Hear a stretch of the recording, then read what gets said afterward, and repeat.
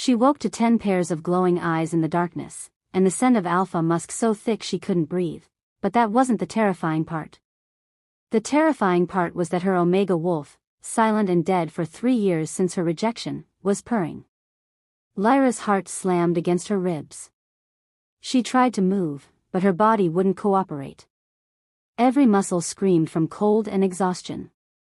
The last thing she remembered was stumbling through the blizzard, her human legs giving out as she'd crawled toward the skeleton of an old barn. She'd wanted to die. She'd been ready for it. Instead, she'd woken to this. The eyes didn't blink. Didn't move. Just watched her from the shadows like predators deciding whether she was prey or something else entirely. She's awake. The voice came from her left, low and rough. I can see that, Garrett. Another voice, this one edged with irritation. Question is, what do we do with her? Lyra's breath hitched. Do with her. God, she knew what alphas did with omegas they found alone. She'd heard the stories. Seen the empty eyes of the few omega women who'd survived being passed around pack houses like party favors. Her wolf stirred again, and Lyra wanted to scream. 3 years. 3 years of silence, of emptiness so profound she'd felt like a ghost wearing her own skin. And now, surrounded by strange alphas in the middle of nowhere, her wolf decided to wake up. Easy. A new voice, calm and commanding. Nobody's going to hurt you. A match flared, then lantern light bloomed across the barn's interior. Lyra's eyes adjusted slowly, and her stomach dropped. 10 men stood in a loose circle around the pile of hay where she'd collapsed. 10 alphas, if the overwhelming scent was anything to go by. They were all different, tall, short, broad, lean, dark-haired, fair. But they all had that same predatory stillness, that same unnatural grace. And they were all staring at her. The one holding the lantern stepped closer. He was tall, with black hair that fell to his shoulders and eyes the color of steel. Scars traced the left side of his face, but they didn't make him less attractive. If anything, they made him look dangerous. My name is Kale, he said. You're on Nightshade Pack territory. What's your name? Lyra's throat was too dry to answer. She managed to sit up, hay sticking to her clothes, and wrapped her arms around herself. She was still wearing the same threadbare jacket she'd had on for months. Still wearing the same boots with holes in the soles. I'm sorry. Her voice came out as a rasp. I didn't know this was pack land. I'll leave. She tried to stand. Her legs buckled immediately. 2 of the alphas moved forward, but Kale held up a hand. They stopped. You're not going anywhere in this storm, Kale said. And you're not well. When's the last time you ate? Lyra couldn't remember. Days? A week? Time had stopped meaning much after the rejection. I'll be fine, she lied. I just need to. You need medical attention. A shorter alpha with copper-red hair crouched down to her level, but kept his distance. His eyes were kind. I'm Finn. I have some training. Will you let me check you over? No. The word came out sharper than she intended. Thank you, but no. I'll just go. In a blizzard? Another alpha spoke up, this one with golden brown skin and dark eyes. You'll be dead in an hour. Then I'll be dead. Lyra lifted her chin. Better than the alternative. Silence fell over the barn. The alphas exchanged glances, and Lyra saw something pass between them. Some silent communication she couldn't interpret. Kale set the lantern on an old barrel and crossed his arms. What alternative? Lyra laughed, but there was no humor in it. You're 10 alphas in an abandoned barn with 1 omega. You think I don't know how this ends? Jesus. One of the younger alphas, barely 20, with messy blonde hair, looked horrified. We're not going to, we would never. Shut up, Cole. An older alpha, grizzled and scarred, studied Lyra with sharp amber eyes. She's a rogue. Probably seen things. I have. Lyra met his gaze. I know what happens to Omegas without packs. I know what alphas do when they think no one's watching. Kale's expression darkened. We're not those alphas. That's what they all say. Then let me prove it. Kale moved closer, slow and careful, like he was approaching a wounded animal. He stopped just outside of arm's reach and lowered himself to one knee, putting them at eye level. You're under my protection. My pack's protection. No one will touch you without your permission. You have my word. Your word. Lyra shook her head. I had an alpha's word once. It meant nothing. Something flickered across Kale's face. Understanding, maybe. Or pity. Lyra didn't want either. Stay one night, Kale said. Let us give you food and a warm place to sleep. In the morning, when the storm clears, you can go. No strings. No obligations. It was a trap. Had to be.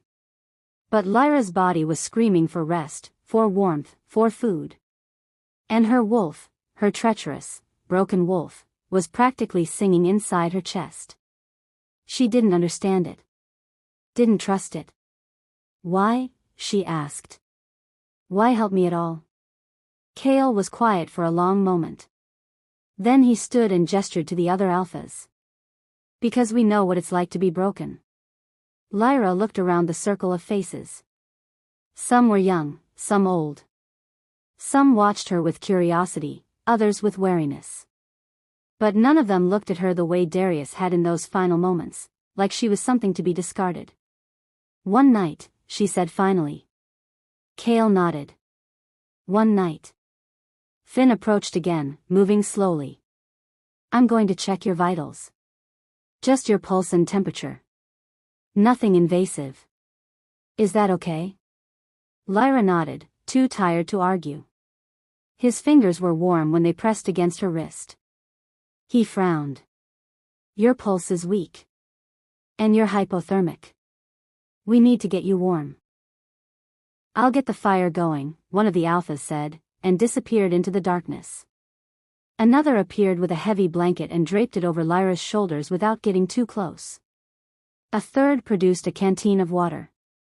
They moved around her like a well-oiled machine, efficient and careful. No one crowded her. No one touched her more than necessary. And slowly, painfully, Lyra felt some of the tension leave her body. Maybe she'd be dead by morning. Maybe they were just waiting for her to let her guard down. But right now, wrapped in a warm blanket with firelight beginning to chase away the darkness, she didn't care. Her wolf purred again, stronger this time. Lyra pressed a hand to her chest, startled. Kale noticed. Your wolf. She's there. She shouldn't be. Lyra's voice shook. She's been gone for 3 years. Ever since. She stopped. She wasn't going to talk about Darius. Wasn't going to speak his name and give him power over her again. But Kale's eyes sharpened with understanding. You were rejected. It wasn't a question. Lyra nodded anyway. By your fated mate? Another nod. The temperature in the barn seemed to drop. Several of the alphas growled, low and threatening. Not at her, Lyra realized. For her. That's barbaric, Finn said quietly. Rejecting a fated mate can kill an Omega. It almost did. Lyra pulled the blanket tighter. My wolf went silent. I couldn't shift. Couldn't feel the bond to any pack. I'd been wandering for 3 years, waiting to die. But you didn't, Kale said. No. Lyra looked up at him. I didn't. I kept waking up. Kept walking. I don't know why. Maybe because you're stronger than he told you that you were. The words hit Lyra like a physical blow. Tears burned behind her eyes, but she blinked them back. She didn't cry. Hadn't cried since the rejection, when she'd sobbed herself dry and woken up empty. Why is your wolf responding now? another alpha asked. He was lean and dark-skinned, with intelligent eyes. After 3 years of silence? I don't know. Lyra pressed her hand harder against her chest, where her wolf was practically vibrating. She shouldn't be. She's supposed to be dormant. Broken. Maybe she's not broken. Kale exchanged another look with his pack. Maybe she was just waiting. Waiting for what? Kale took a breath. Can I tell you something?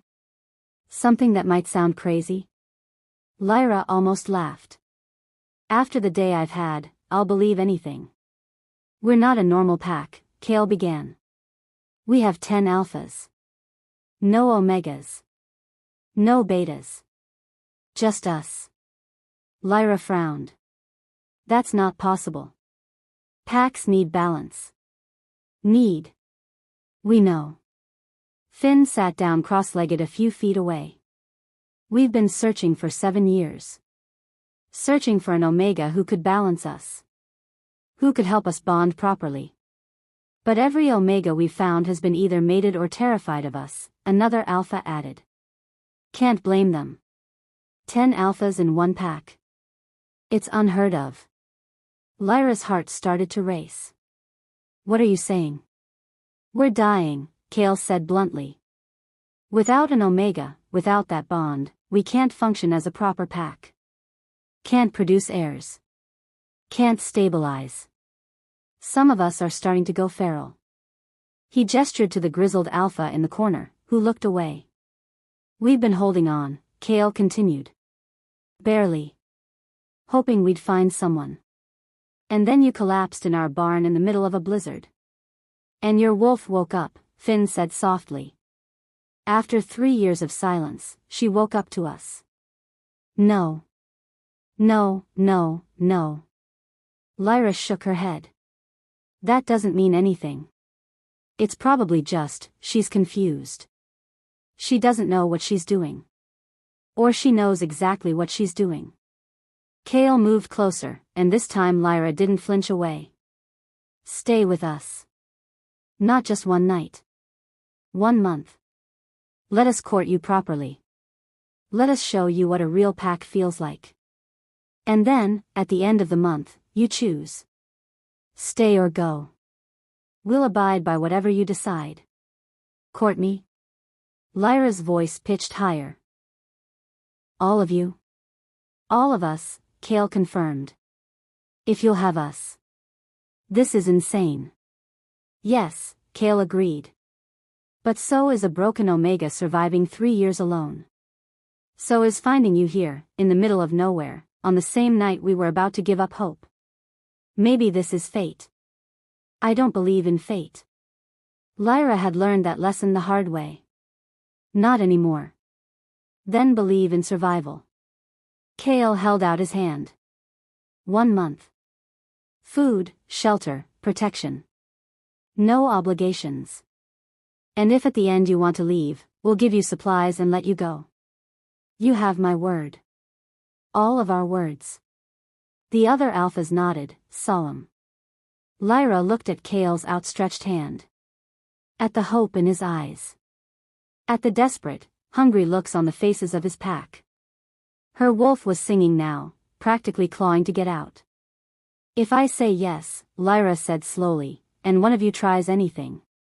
Then you kill him, Kale said simply. And we'll help you hide the body. A startled laugh escaped Lyra's throat. It felt rusty. Unfamiliar. 1 month, she said. 1 month, Kale agreed. She took his hand. His palm was warm and calloused, and the moment their skin touched, Lyra felt it, a spark, a connection, something that resonated in her chest where her wolf was rejoicing. Kale's eyes widened. He felt it too. Well, Finn said, grinning. This is going to be interesting. Before Lyra could respond, the barn door burst open. Another alpha stumbled in, younger than the others, face pale. Kale, he gasped. Message just came through. Emergency broadcast. Kale's expression hardened. What is it, Marcus? It's the Alpha King. Marcus's eyes found Lyra, and something like recognition flickered there.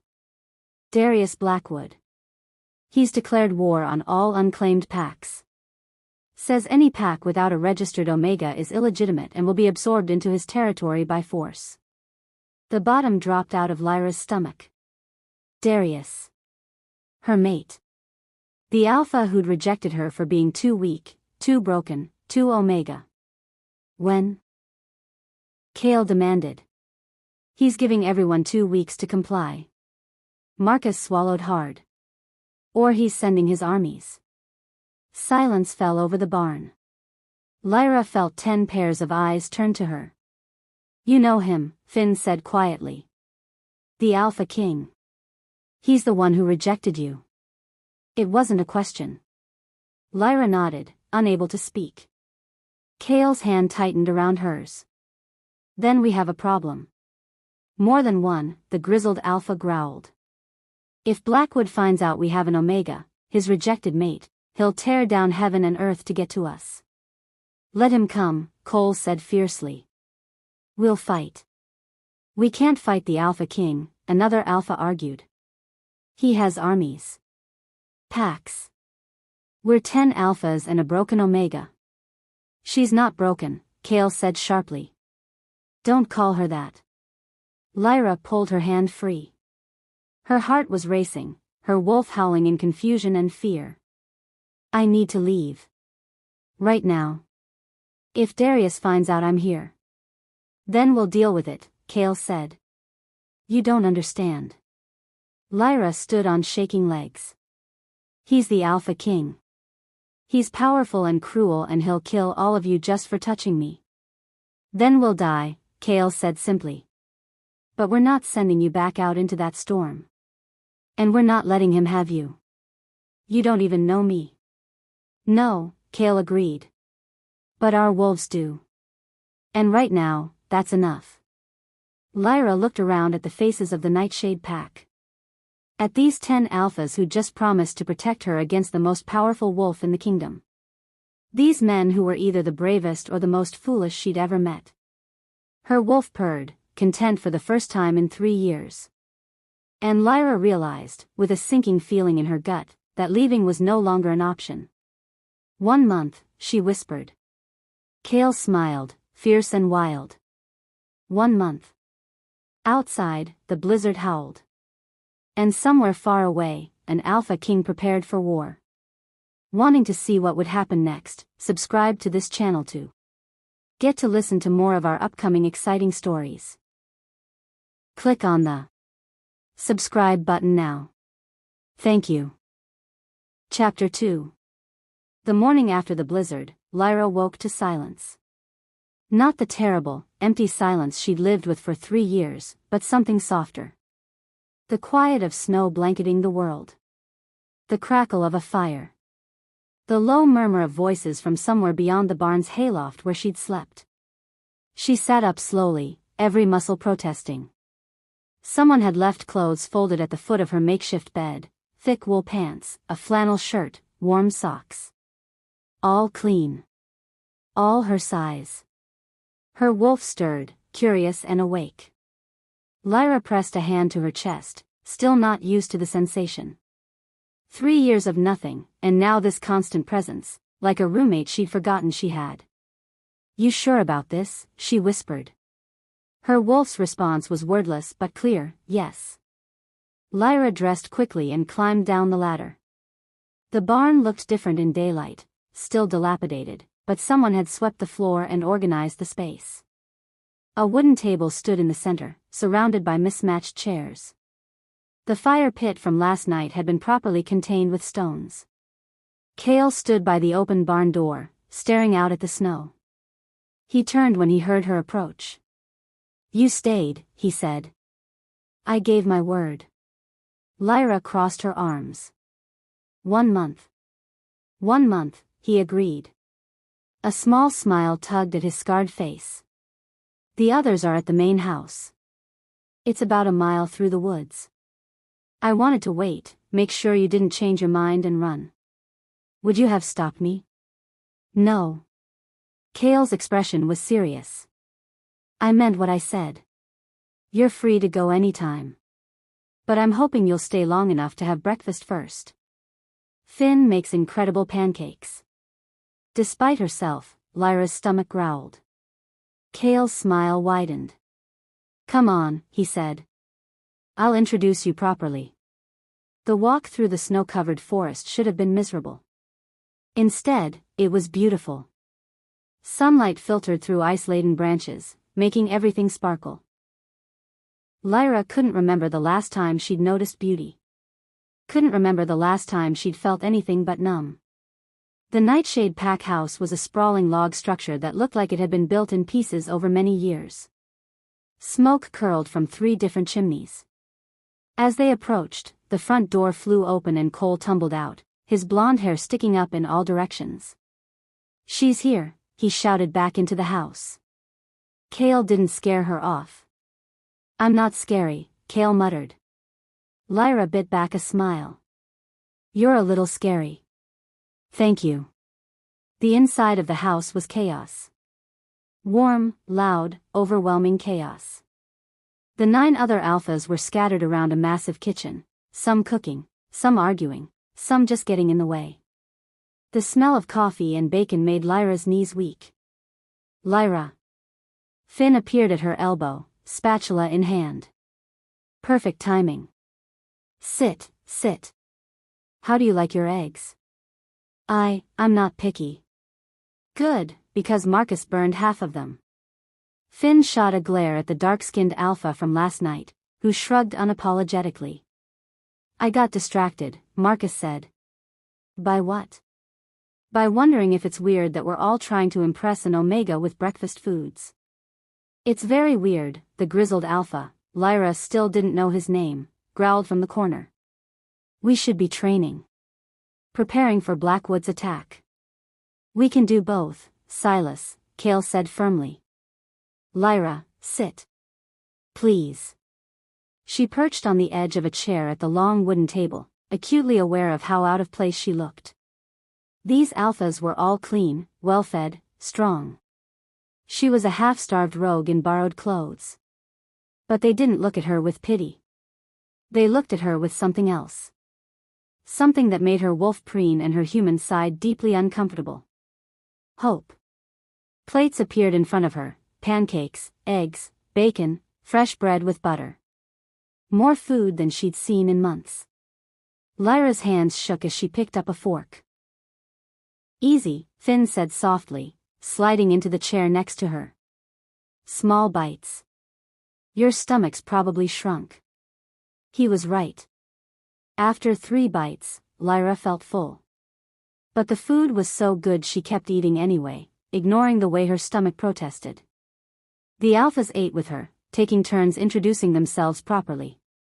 There was Garrett, the tall one with the rough voice who'd spoken first last night. Reed, the lean alpha with intelligent eyes who asked too many questions. Dominic, quiet and watchful, with silver threading through his dark hair. Ash, who looked like he'd been carved from marble and said almost nothing. And then there was Silas, the grizzled one, who watched Lyra like she was a problem he couldn't solve. So, Reed said, leaning back in his chair. How does this work? Do we take turns? Draw straws? Fight to the death? Reed, Kale warned. What? I'm just saying, we've never courted anyone before. We need a system. We don't need a system, Finn said. We need to not be weird and terrifying. Too late, Marcus muttered. Despite herself, Lyra laughed. It came out rusty and surprised, but it was real. The alphas all turned to stare at her. Sorry, she said quickly. You're all arguing like this is normal. Nothing about this is normal, Kale agreed. But we're going to try anyway. And they did. Over the next week, each alpha approached courting differently. Kale brought her books from the pack's small library, old worn paperbacks about faraway places. Finn taught her to cook, patient and gentle when she burned things. Garrett took her on walks through the territory, pointing out landmarks and safe places to run. Cole brought her wildflowers he found poking through the snow. Marcus fixed her boots and made her 3 new pairs. Reed taught her about pack law and history, his voice animated as he explained the old ways. Dominic left her small carved figures, a wolf, a bird, a bear, each one detailed and perfect. Ash never said much, but he was always there, a silent presence that somehow made her feel safer. Even Silas, gruff and skeptical, made sure the fire in her room was always lit before she went to bed. It should have been overwhelming. Should have felt like too much, too fast. Instead, it felt like coming home. But Lyra kept her walls up. Smiled when appropriate, thanked them for their kindness, but never let them too close. She'd been broken before. She knew what happened when you trusted alphas with your heart. On the 8th day, Finn asked if he could examine her properly. I need to understand what the rejection did, he explained. They were in his workroom, a converted bedroom filled with medical supplies and dried herbs. If we're going to help you heal, I need to know what we're working with. Lyra sat on the examination table, her heart racing. What if I can't be healed? Then we'll deal with that too. Finn's eyes were kind. But let me look first. He was thorough and professional, checking her vitals, her reflexes, the bond marks on her wrist where a mate's claim should have settled. When he pressed his fingers against her pulse point, his expression darkened. What? Lyra asked. What is it? Finn stepped back, running a hand through his copper hair. Your wolf. She's not just dormant. She's shattered. The word hit Lyra like a physical blow. Shattered? The rejection bond, it didn't just sever your connection to your mate. It fractured something essential. Your wolf's ability to bond at all. Finn's voice was gentle but firm. Lyra, I don't know if you can form a pack bond. With anyone. The room tilted. Lyra gripped the edge of the table. Are you saying I'm broken? No. God, no. Finn moved closer, but didn't touch her. You survived something that should have killed you. You're the strongest person I've ever met. But the damage, it's extensive. Then what was the point? Lyra's voice cracked. What was the point of surviving if I can never, if I'm always going to be? There might be a way. Lyra looked up. Finn's expression was troubled, conflicted. In the old texts, he said slowly, there are references to ancient bonding magic. Before the packs became rigid and hierarchical, before the laws said 1 omega to 1 alpha. There were stories of omegas who bonded with multiple partners. Who drew strength from many instead of one. That's forbidden, Lyra whispered. Yes. The Alpha King outlawed it 200 years ago. Said it was deviant and dangerous. Finn met her eyes. But the texts say it was healing. That an omega broken by one bond could be remade by many. Understanding crashed over Lyra. You think bonding with all of you could fix me? I think it's possible. But I don't know for certain. The magic is old, Lyra. Unpredictable. It could heal you. He paused. Or it could kill you. What's the alternative? You live the rest of your life unable to fully bond. Unable to shift completely. Always half present, half broken. Lyra closed her eyes. That wasn't living. That was the existence she'd had for 3 years, and she'd barely survived it.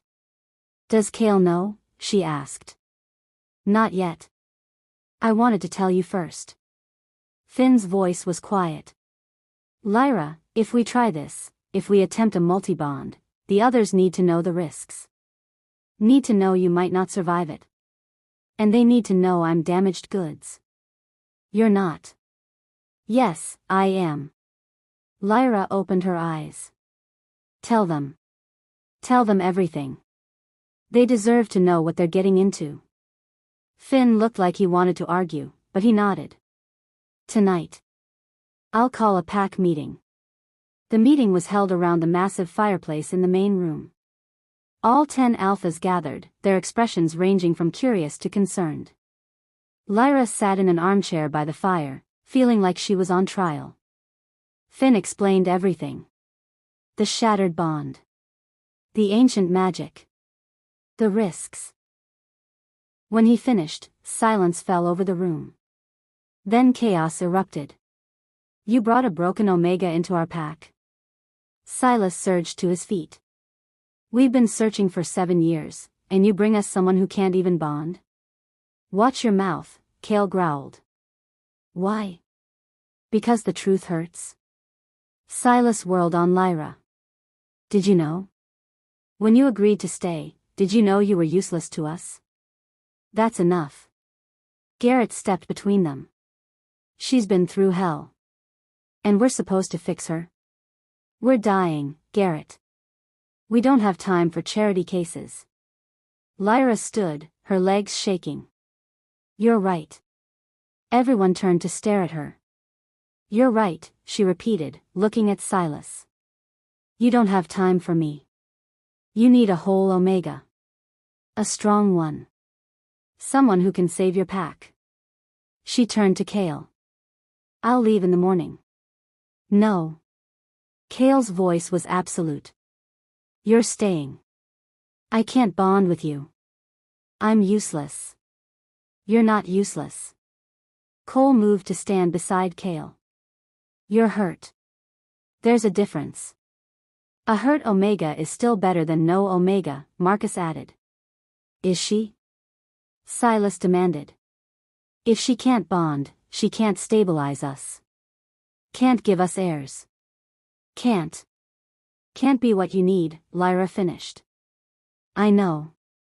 I've heard it before. The room went very quiet. From him, Finn said softly. From the Alpha who rejected you. Lyra's throat burned. She wouldn't cry. Wouldn't give them that. He said I was too weak, she heard herself say. Too Omega. That I would never be strong enough to stand beside an Alpha King. That I was, her voice broke. That I was a disappointment to my bloodline. He was wrong, Cale said.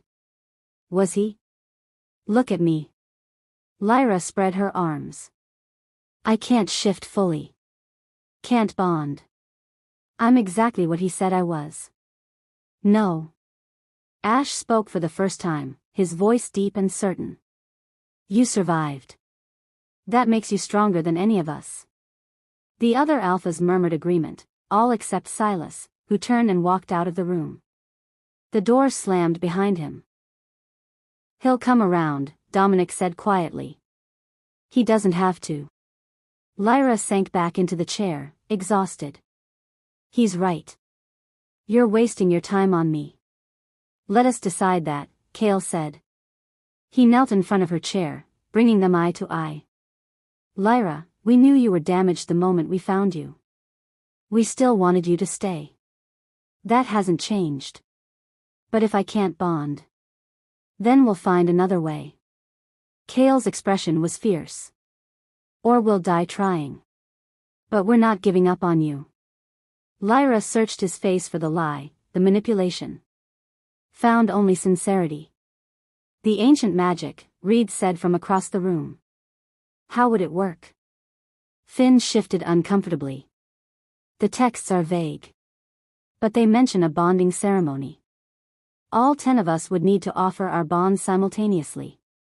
The combined strength might be enough to heal her wolf and create a multi-bond. Might, Silas said from the doorway. Everyone turned. He leaned against the frame, arms crossed. Might heal her. Might kill her. Might do nothing at all. Those are shit odds. They're the only odds we have, Cale said. Silas looked at Lyra for a long moment. Something in his expression softened, just slightly. You really want this? Want to risk your life on a maybe? I don't have a life, Lyra said honestly. Not a real one. If there's a chance this could fix me, I'll take it. Even if it kills you? Even then. Silas shook his head, but he walked back into the room. We're all insane. Probably, Garrett agreed. When do we try it? Not yet. Finn held up a hand. We need to prepare. Research the ceremony, gather the right materials. And Lyra needs to be stronger. She's half-starved and exhausted. The bonding will take everything she has. How long? Cale asked. 2 weeks. Maybe 3. We don't have 3 weeks, Marcus said quietly. Blackwood's deadline is in 6 days. The temperature in the room dropped. Lyra had almost forgotten about Darius's declaration. Almost let herself believe this could work. Then we have 6 days, Cale said.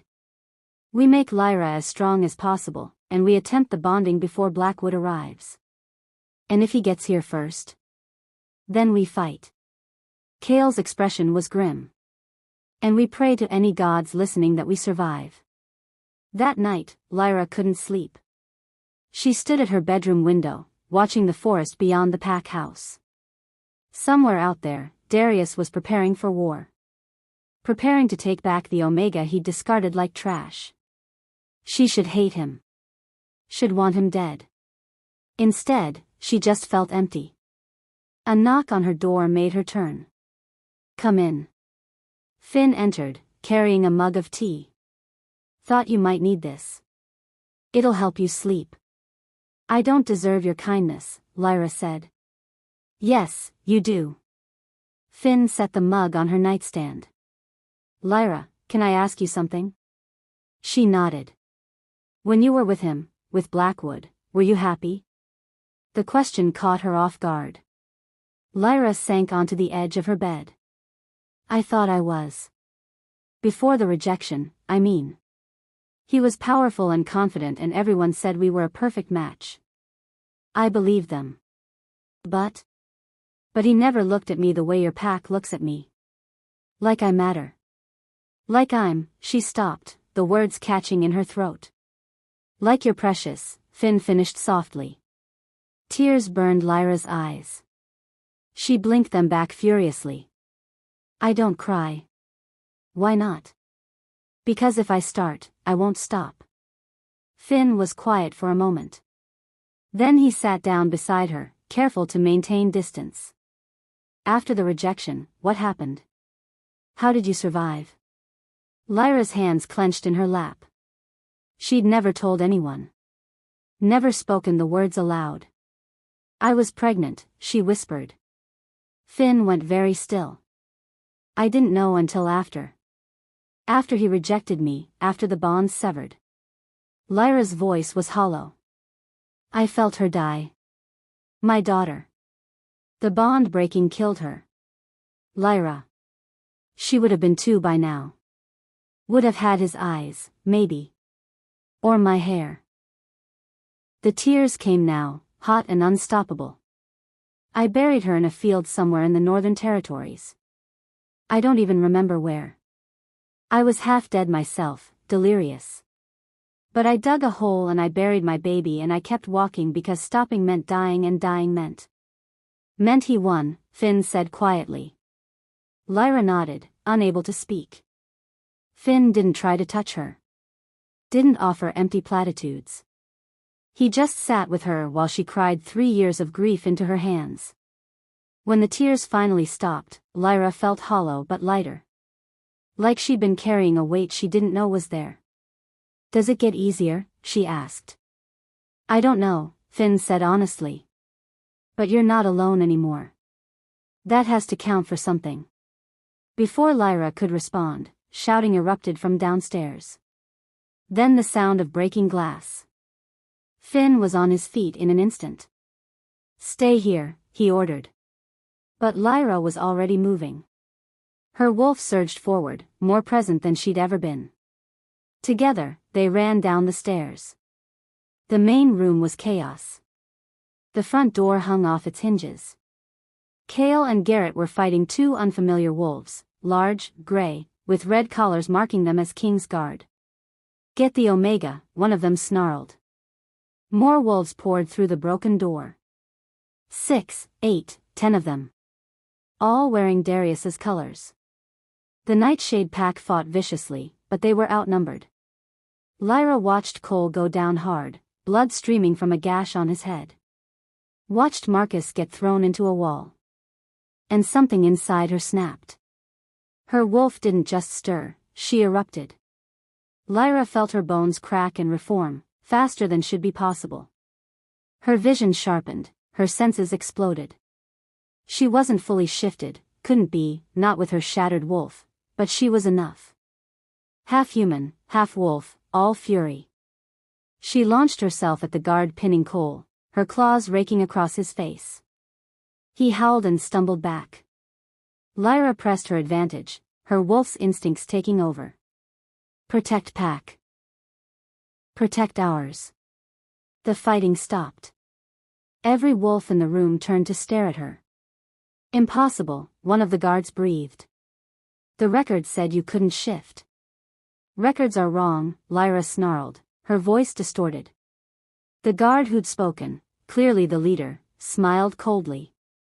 The king will be pleased. He thought you were broken. Seems he was mistaken. Tell Darius he can rot in hell. Tell him yourself.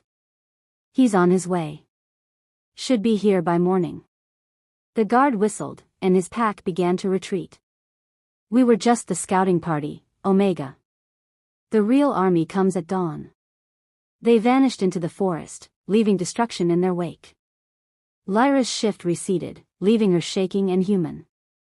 She collapsed, and Cale caught her before she hit the floor. How did you, he started. I don't know. Lyra's teeth chattered. My wolf just, she wanted to protect Cole.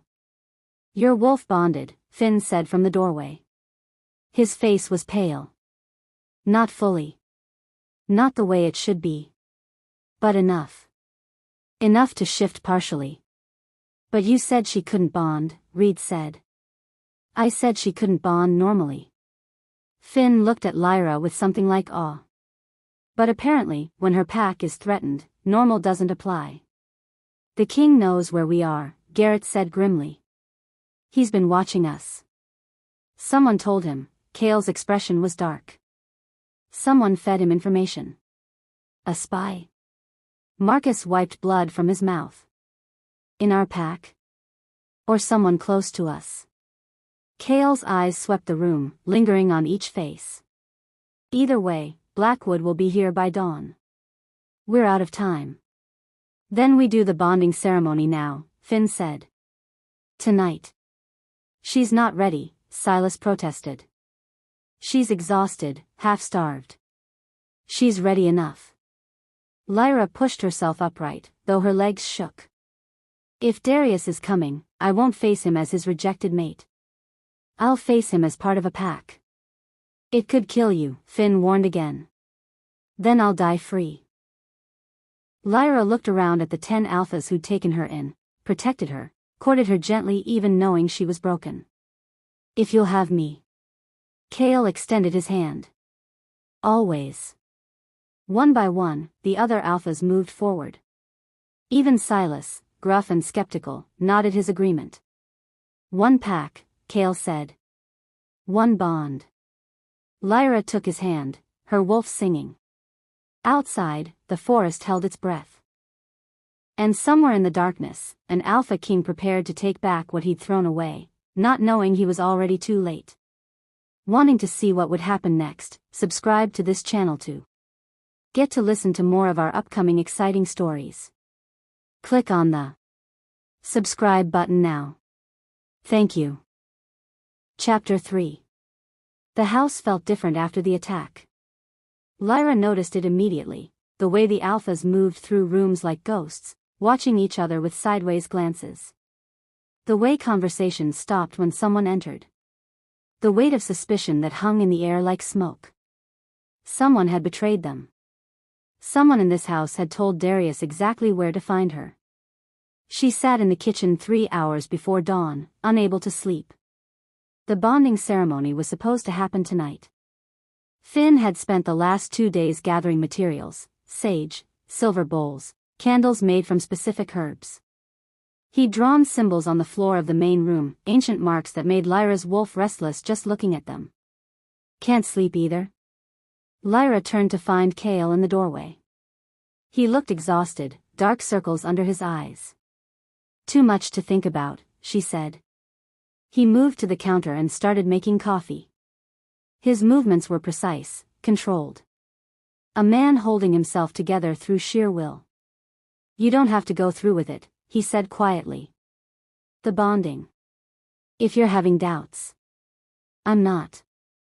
Lyra surprised herself with how certain she sounded. I want this. I want to be whole again. Even if it means belonging to 10 alphas? Kale turned to face her. That's not a small thing, Lyra. It's not just a bond. It's your life. Your freedom. I haven't had freedom in 3 years. She wrapped her arms around herself. At least with you, I'd have a choice. Darius never gave me that. Kale's expression darkened at the mention of her former mate. Tell me about him. The real him, not the alpha king everyone sees. Lyra hesitated. She'd spent so long trying not to think about Darius, trying to bury the memories. He was beautiful, she said finally. Charismatic. When he looked at you, you felt like the only person in the world. Everyone loved him. I thought, she stopped, the old shame rising. I thought I was lucky. That I'd won some kind of prize. But he was also cruel. Not obviously, not in ways people could see. Just small things. Comments about my weight, my clothes, the way I spoke. Always framed as helpful. I'm only saying this because I care. You want to be worthy of an alpha king, don't you? Kale's jaw tightened. He broke you down. Systematically. Lyra's voice was hollow. By the time he rejected me, part of me believed I deserved it. That I really was too weak, too omega, too much of a disappointment. And the baby? Lyra's breath caught. She'd told Finn, but she hadn't realized he'd shared it with Kale. He doesn't know, she whispered. About her. I found out after, and I never told him. I'm glad I didn't. He would have, her voice broke. He would have blamed me for losing her. Said it proved how weak I was. Kale crossed the kitchen in 3 strides and pulled her into his arms. Lyra stiffened, then melted into him. He was warm and solid and safe, and she let herself take comfort for just a moment. He's not getting you back, Kale said fiercely. I don't care what army he brings. You're ours now. I'm not anyone's yet. Then let us change that. Kale pulled back enough to look at her. Tonight. The ceremony. Let us prove we're different. Before Lyra could respond, footsteps sounded on the stairs. They separated quickly, and Finn appeared in the doorway. Good, you're both awake. His expression was troubled. We have a problem. What kind of problem? Kale asked. The kind where someone broke into my workspace and destroyed half the ceremonial materials. Finn's voice was tight with controlled anger. The sage is gone. The silver bowls are bent beyond use. And someone poured salt across all my binding symbols. Silence fell over the kitchen. The traitor, Lyra said. Has to be. Finn ran a hand through his hair. I can remake most of it, but it'll take time. We might have to postpone. No. Kale's voice was absolute. We're not postponing. Not with Blackwood on his way. Can you improvise? Maybe. But it'll be risky. The ceremony requires precision. Then we'll be precise. Kale turned to Lyra. Unless you want to wait? She thought about Darius arriving at dawn. Thought about facing him as a broken, rejected Omega versus facing him as part of a pack. As someone who belonged. We do it tonight, she said. However we can. The rest of the pack gathered in the main room as Finn worked frantically to recreate the ceremony space. Lyra watched them, these 10 alphas who'd become something like family in less than 2 weeks. Cole kept glancing at her and smiling, like he couldn't help himself. Garrett stood guard by the window, watchful and protective. Reed explained bonding theory to anyone who would listen, his voice eager. Dominic carved something in the corner, his hands steady. Ash was a silent presence by the fire. Even Silas, gruff and skeptical, had placed himself between Lyra and the door, protecting her. But one of them was a traitor. Her eyes found Marcus across the room. He was talking quietly with Reed, his expression animated. He'd been nothing but kind to her. Had fixed her boots, taught her about pack dynamics, made her laugh with his dry humor. Could it be him? She studied each alpha in turn, looking for signs of deception. Found nothing. They all seemed genuine, loyal, committed to making this work. Which made the betrayal so much worse. Lyra. Finn appeared at her elbow. I need to prepare you. The ceremony is going to be intense. How intense? All 10 of us will offer our bonds simultaneously. You'll need to accept each one, weave them together inside your chest. It's going to hurt. His expression was apologetic. Your wolf is shattered. Putting her back together, it's going to feel like breaking every bone in your body. Can I die from it? Yes, Finn said honestly. If your wolf can't handle the strain, if the bonds tangle instead of weaving, yes. You could die. But if it works? If it works, you'll be the first multi-bonded Omega in 200 years. You'll be whole. Powerful. He paused. And you'll be bound to all of us forever. There's no breaking a multi-bond, Lyra. Once it's formed, it's permanent. Forever. The word should have terrified her. Instead, it felt like hope. I'm ready, she said. Finn nodded and moved away to continue preparations. Lyra stood alone in the center of the room, feeling 10 pairs of eyes on her. Then her stomach cramped. It was subtle at first, just a twinge, a flutter of discomfort.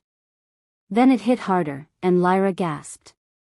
Heat flooded through her body, sudden and overwhelming. Her wolf surged forward, desperate and needy. No. Not now.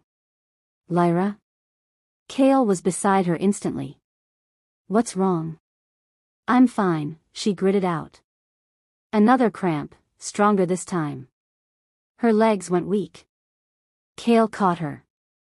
His eyes widened as he scented the air. Fuck.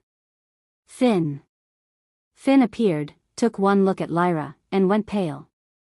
She's going into heat. That's impossible, Silas said. She hasn't had a heat in 3 years. Well, she's having one now. Finn helped Kale lower Lyra into a chair. The partial bond from yesterday, when she shifted to protect Cole, it must have triggered something. Lyra tried to speak, but another wave of heat crashed over her. This wasn't like the heats she remembered from before. This was agony.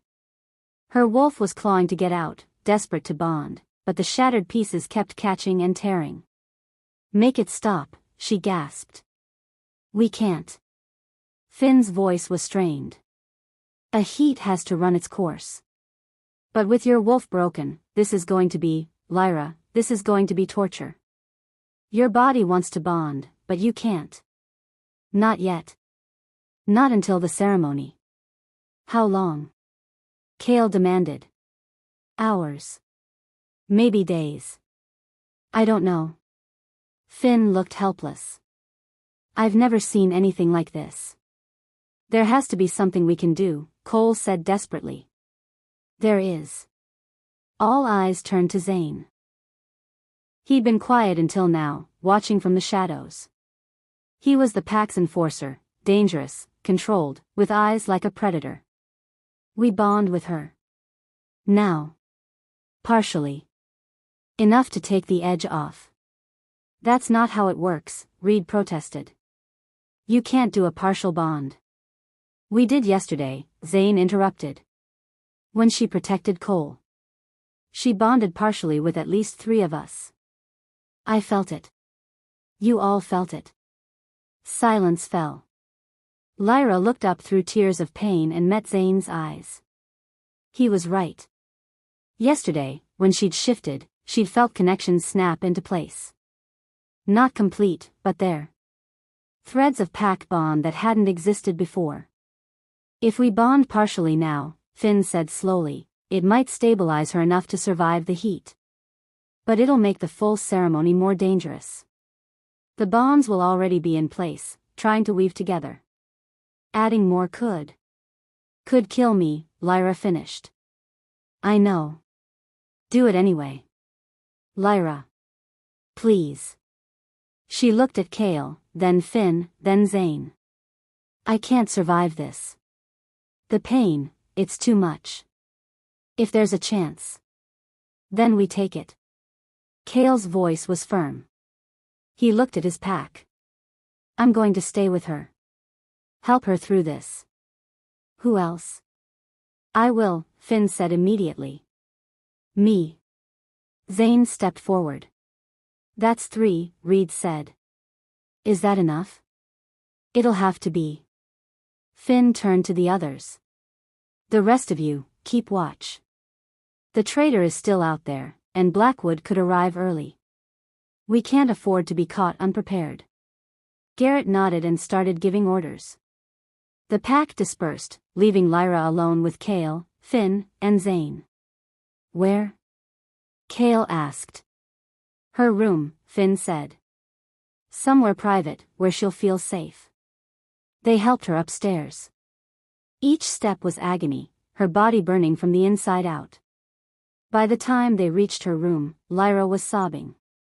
I'm sorry, she kept saying. I'm sorry, I didn't mean. Shoo. Kale laid her on the bed gently. You have nothing to apologize for. This is going to be intimate, Finn warned. We'll need to send her, let her wolf recognize us. Build the bond slowly. Will it hurt her? Zane asked. Less than leaving her alone. Finn looked at Lyra. Is this okay? Do you consent? Through the haze of pain and heat, Lyra managed to nod. Please. Help me. What followed was the most gentle claiming Lyra had ever experienced. They didn't touch her sexually, didn't take advantage of her vulnerable state. Instead, they surrounded her with their presence, their sense, their steady reassurance. Kale lay beside her, his arms wrapped around her from behind. Finn sat at the head of the bed, stroking her hair and murmuring soft encouragement. Zane kept watch by the door, his presence a protective wall. And slowly, so slowly, Lyra felt the bonds begin to form. They appeared in her chest like threads of light, silver for Kale, copper for Finn, dark blue for Zane. They wove together clumsily, catching on the shattered pieces of her wolf, but they held. And with each thread that connected, the pain eased slightly. It took hours. The sun rose and set beyond the window. Lyra drifted in and out of consciousness, sometimes coherent, sometimes lost to the heat. But the 3 alphas never left. Never wavered. By the time the heat finally broke, Lyra felt different. Still broken, but less so. Like someone had started putting her back together, piece by piece. How do you feel? Finn asked softly. Better. Her voice was hoarse. Tired, but better. The partial bonds took. Finn's eyes glowed faintly in the dim room. I can see them. 3 threads, connecting you to us. It's beautiful. Lyra closed her eyes and felt for the bonds. They were there, warm and steady. Not complete, but real. She could feel Kale's protective determination, Finn's gentle concern, Zane's fierce loyalty. Thank you, she whispered. Don't thank us yet, Zane said from the door. We still have to get through the full ceremony. And that's going to be. A knock interrupted him. Garrett's voice came through the door, urgent. We have a problem. Kale was on his feet instantly. What kind? The kind where Marcus is gone. Along with half our emergency supplies and the book of ceremonies Finn was using. Lyra's heart stopped. Marcus? Silas saw him leave an hour ago. Tried to stop him, but Marcus shifted and ran. He's heading toward Blackwood's camp. Garrett's voice was tight. He's the traitor. The room erupted. Cale cursed viciously. Finn looked stricken. Zane's expression went cold and deadly. I'll kill him, Zane said simply. Get in line, Cale snarled. He turned to Lyra. Did you know? Did you suspect? No. Lyra felt sick. Marcus had been kind to her. Had seemed genuinely supportive. I never, he seemed loyal. He was loyal, Finn said quietly. To Cale. Marcus has been in love with him for years. I should have seen it, should have realized. Realized what? Cale demanded. That he saw Lyra as competition. As an obstacle. Finn's expression was pained. He thought if she failed, if the bonding didn't work, you'd finally notice him. See him as more than just a pack member. Cale looked like he'd been punched. That's insane. I don't. I know. But Marcus didn't. Finn turned to Garrett. How much of a head start does he have? 30 minutes. Maybe 40. Then we need to move. Zane was already heading for the door. If he reaches Blackwood's camp, he'll tell him everything. About the partial bonds, about the ceremony. About our weaknesses, Cale finished grimly. He looked at Lyra. Can you travel? I'll manage. She pushed herself upright, ignoring the way her body protested. We can't let him reach Darius. But they were too late. By the time they assembled the pack and reached the forest's edge, Marcus was already gone. And in the distance, Lyra could see the glow of hundreds of campfires. Darius's army had arrived. He's already there, Garrett said, his enhanced vision scanning the camp. I can see him. He's talking to someone in the command tent. Then it's over, Reed said. Blackwood knows everything. Not everything. Cale's expression was fierce. He doesn't know we've already started the partial bonding. Doesn't know Lyra is stronger than she was. It won't matter. Silas's voice was heavy. Look at that army. There have to be 500 wolves down there. We're 10 alphas and 1 partially bonded omega. We can't fight that. Then we don't fight. Lyra stepped forward, her heart pounding. I'll go to him. Absolutely not, Cale said. It's the only way. If I surrender, he'll kill you. Or worse. Finn grabbed her arm. Lyra, you can't. A howl cut through the night. Long, commanding, unmistakable. The sound made Lyra's wolf whimper and cower. Darius was calling her. He knows I'm here, Lyra whispered. He can feel the mate bond. Even broken, even rejected, he can still feel it. Then we run, Cole said desperately. We get Lyra out of here. There's nowhere to run. Cale's voice was hollow. He'll hunt us to the ends of the earth. As if to prove his point, wolves began pouring from the camp. Hundreds of them, forming a line between the Nightshade pack and Freedom. And at their head, a massive black wolf with eyes like amber fire. Darius. He shifted as he approached, his transformation seamless. He was everything Lyra remembered, tall, broad-shouldered, devastatingly handsome. Power radiated from him like heat from a forge. Lyra. His voice was smooth, cultured. It's been a long time. She couldn't speak. Couldn't move. Her wolf was paralyzed with recognition and fear. I'll admit, I was surprised when Marcus told me you were here. With them. Darius's eyes swept over the Nightshade pack with disdain. 10 rejected alphas and my discarded omega. How poetic. She's not discarded, Cale snarled. She's ours. Yours? Darius laughed. Show me the mate mark. Show me the completed bond. He waited, smile widening. You can't, can you? Because she's still legally mine. I never severed the bond completely. Just suspended it. Lyra's world tilted. What? Did you think rejection was final?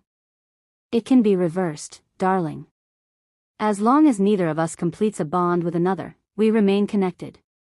Darius's smile was cruel. I've been waiting. Watching. Making sure you stayed alone and broken. Why?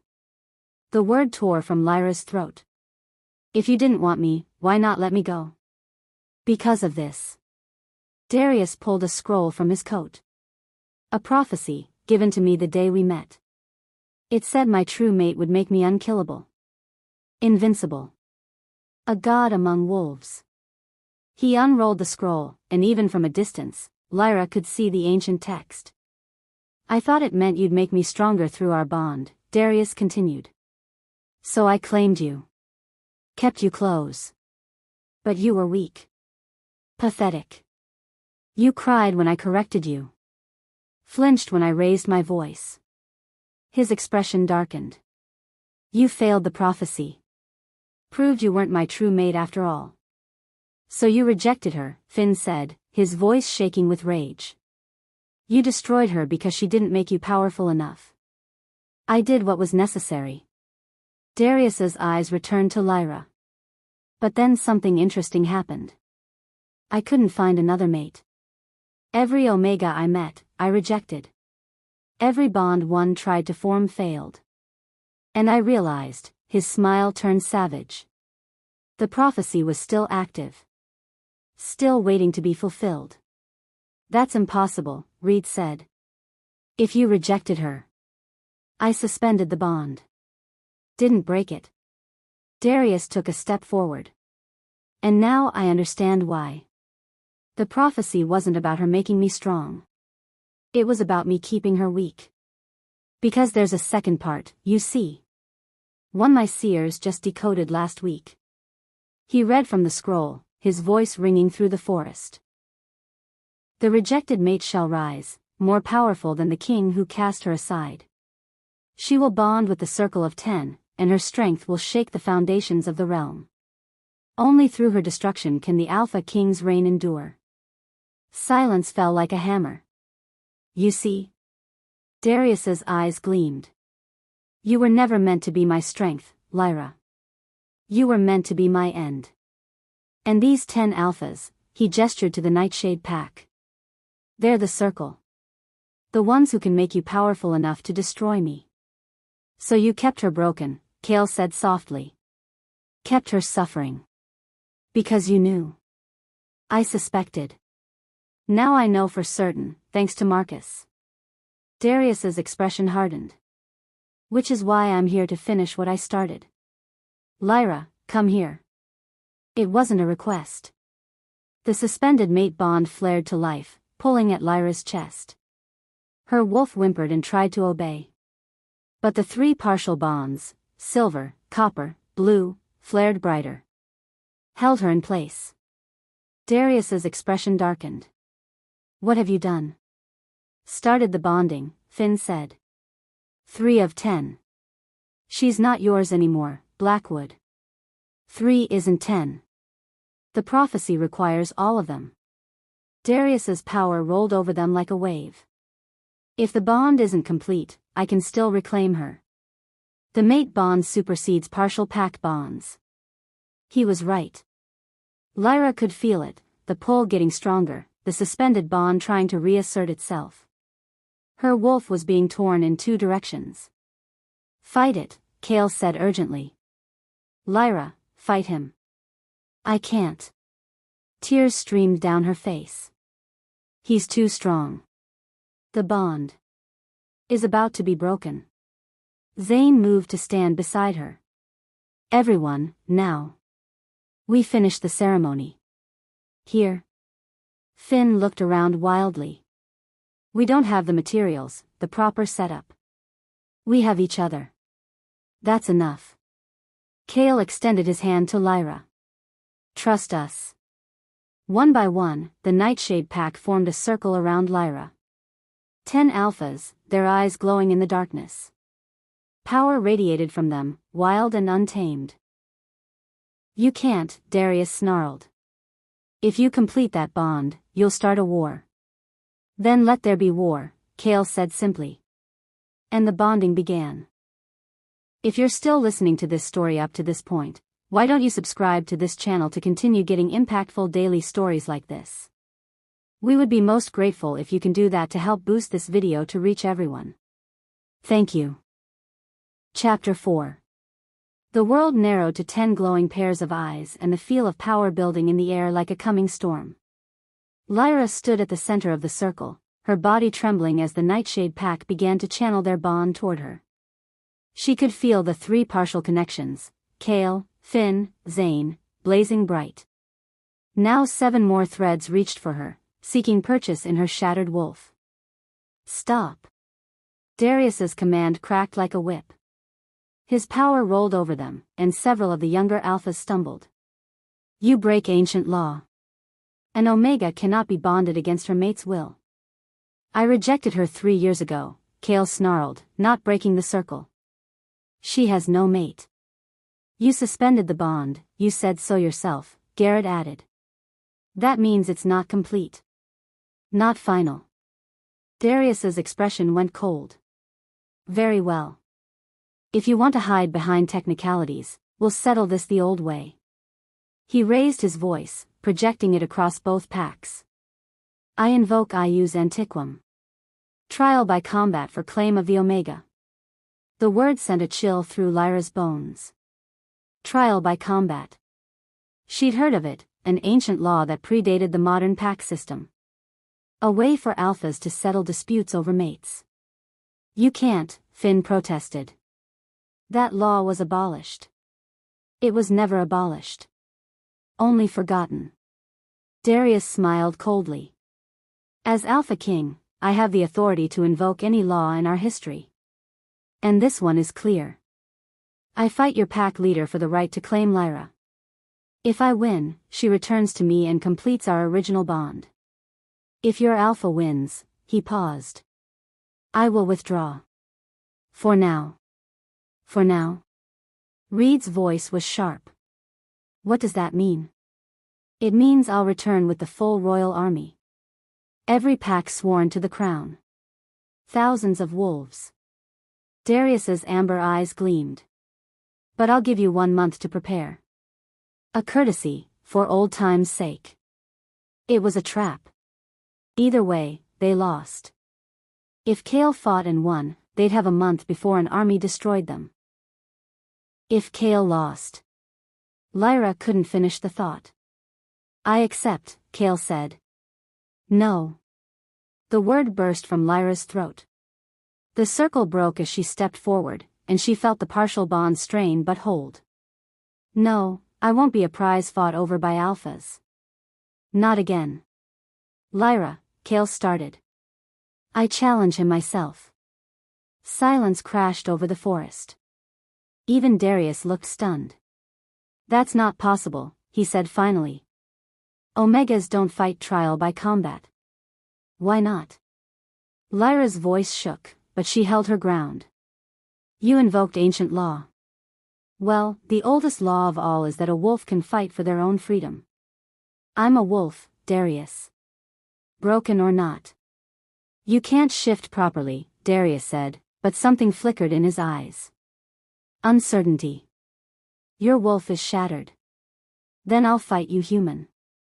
Lyra took another step forward. Unless the great Alpha King is afraid of a broken Omega? Darius's expression darkened dangerously. You dare. I dare. Lyra's wolf surged inside her, stronger than she'd ever felt. The 3 partial bonds blazed, feeding her courage. Fight me, Darius. Winner takes all. If I win, you'll die, Darius said softly. I won't hold back. Not against you. Not anymore. Good, Lyra said. Neither will I. For a long moment, Darius studied her. Then he threw back his head and laughed. Very well. If the Omega wants to die by my hand, who am I to deny her? He turned to his assembled army. Hear this. The rejected Omega has challenged me for her freedom. We fight at dawn. To the death. Horror rippled through the Nightshade pack. Lyra, no, Finn grabbed her arm. You can't, he'll kill you. He'll kill Chaol, Lyra said quietly. Or die trying, and then his army will destroy all of you. At least this way, it's just me. It's not just you, Chaol's voice was rough. He pulled her around to face him. You're part of this pack now. Part of us. We don't let our own fight alone. You don't have a choice. Yes, we do. Chaol looked at the others. We complete the bond. Now. Before dawn. Give her everything we have. In a few hours? Silas shook his head. A full 10 bond takes days to settle properly. It could kill her. It'll definitely kill her if she fights Blackwood and bonded, Zane said flatly. At least this way she has a chance. We don't have the ceremonial materials, Reed protested. The symbols, the ritual components. Forget the ceremony. Finn's eyes were bright with desperate determination. The bond is what matters. The connection. We can do this raw. Unfiltered. That's never been done, Garrett said. Not with a full 10 bond. The Omega could be overwhelmed. I'm already overwhelmed. Lyra's voice cut through the arguments. I'm about to fight the Alpha King with a shattered wolf and no proper training. If completing the bond gives me even a small chance of survival, I'll take it. She looked at each Alpha in turn. Please. Help me. One by one, they nodded. We need somewhere private, Finn said. Somewhere we can focus without Blackwood's army watching. The barn, Cole suggested. Where we found her.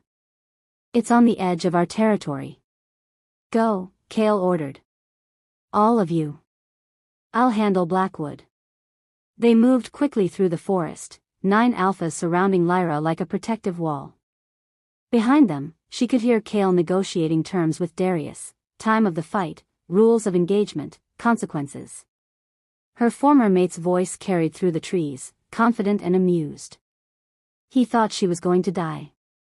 Thought this was already over. Maybe he was right. The barn looked different at night. Shadows filled the spaces between broken boards. The wind whistled through gaps in the roof. But it felt sacred somehow. This was where her wolf had first woken.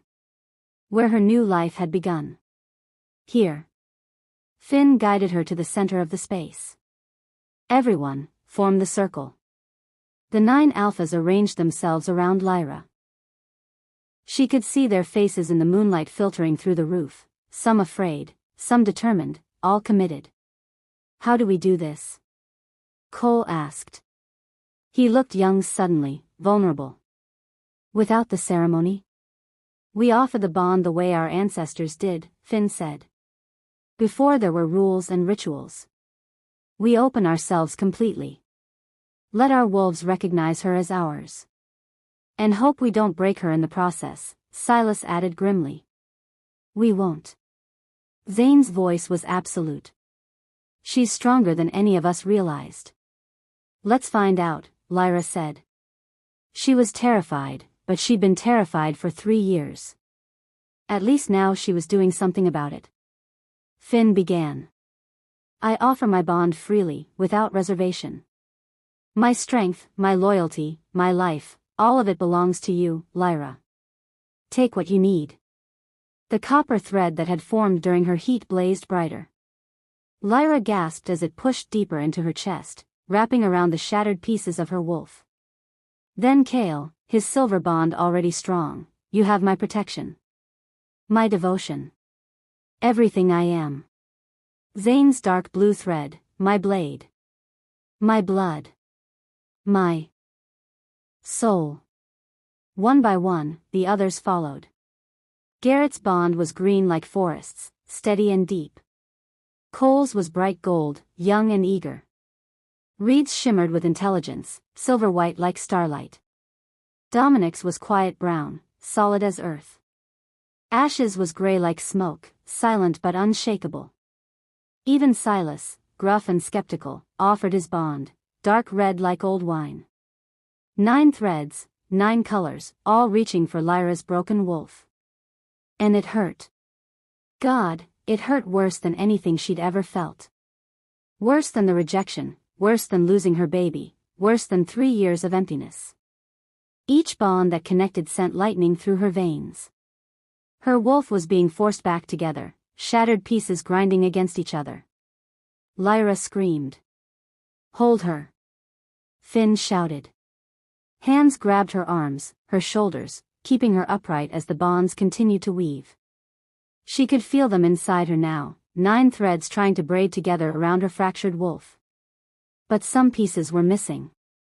Some parts had been destroyed completely by Darius's rejection. "It's not working," Reed said frantically. "The bonds are connecting, but there are gaps." "She needs the 10th, Garrett said. "We need all 10 for the circle to close." "Marcus." Silas spat the name like a curse. "We need the traitor." As if summoned by his name, the barn door crashed open. Marcus stood in the doorway, his face pale, eyes wide with shock. "I felt it," he gasped. "The bonds forming. I was miles away, almost to Blackwood's camp, and I felt," he staggered forward. "What are you doing?" "Completing what you tried to sabotage," Cale snarled. "Get out." "No."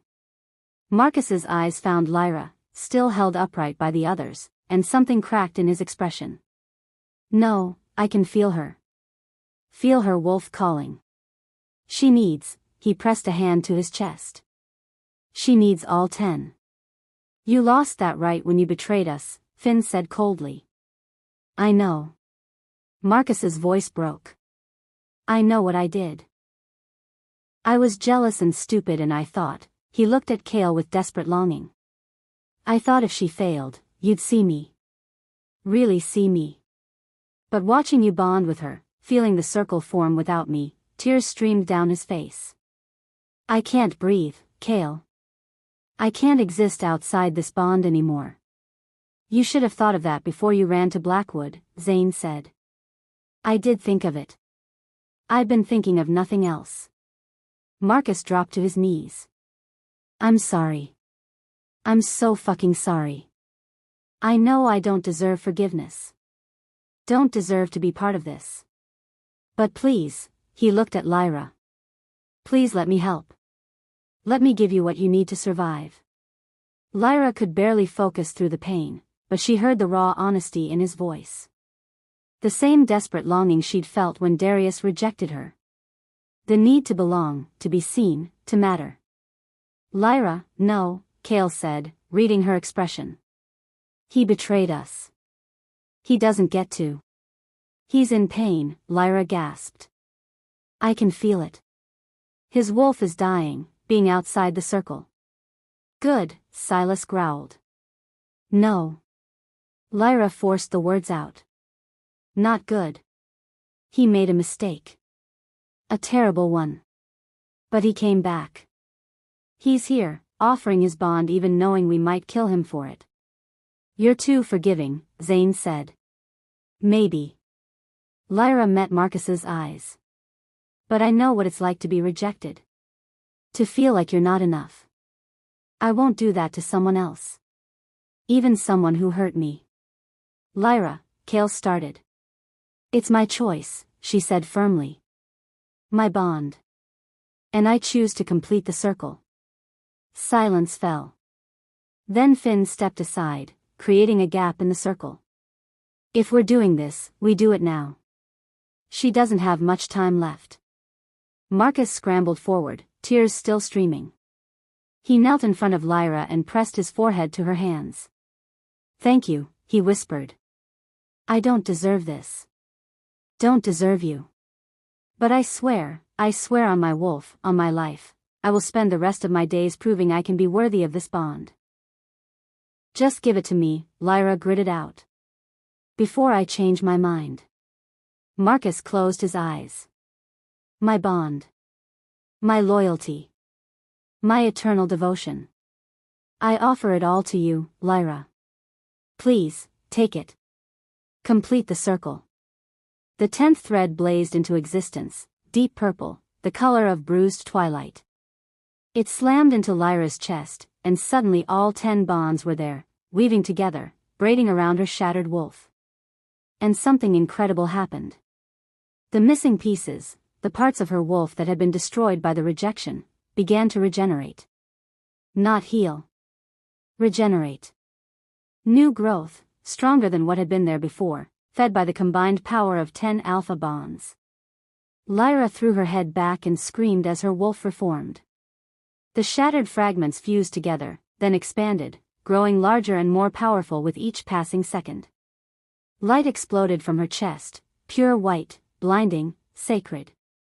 It poured out of her in waves, washing over the 10 alphas. They fell to their knees as one, heads bowed, overwhelmed by the sheer force of what they'd created. What's happening? Cole gasped. I don't know, Finn's voice was awed. This shouldn't be possible. She's not just an Omega. Reed's eyes were wide with shock. Look at her bonds. They're not just connecting to us. They're connecting to everything. Every wolf in range. He was right. Lyra could feel it, her awareness expanding outward like ripples in a pond. She could sense Darius's army in the distance, 500 wolves all turning toward her as one. Could feel the Nightshade Pack's confusion and wonder. Could feel every creature in the forest stopping, watching, waiting. Prime Omega, Silas breathed. She's a Prime Omega. That's a myth, Garrett protested weakly. So was a 10 bond, until 5 minutes ago. Finn stared at Lyra with something like religious awe. A Prime Omega. Born once every 1,000 years. An Omega so powerful they can bond with multiple alphas, command any wolf, reshape pack law itself.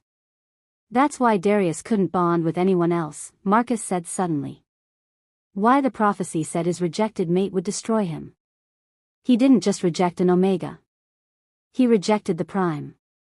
And her power was dormant, Reed continued, his mind racing, because she needed multiple alphas to awaken it. The rejection protected her.